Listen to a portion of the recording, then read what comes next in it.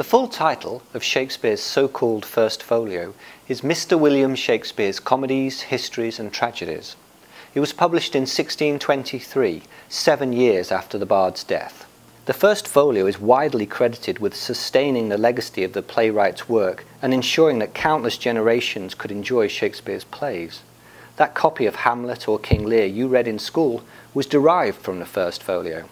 The plays of the greatest writer that ever lived might not have survived without this book.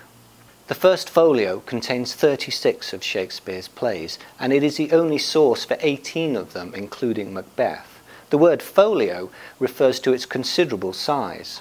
Plays were not published in that large format prior to the First Folio because they were considered too trivial. Edited by his friends and fellow actors John Hemmings and Henry Condell, it is thought 800 copies were produced and that 233 still exist.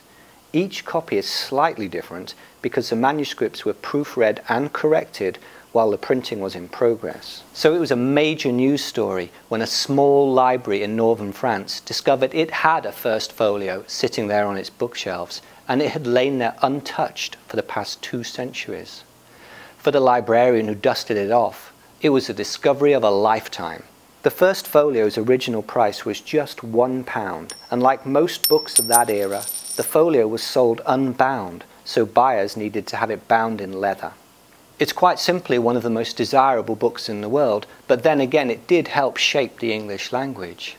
A copy sold at auction in 2001 in New York for a cool $6.1 million.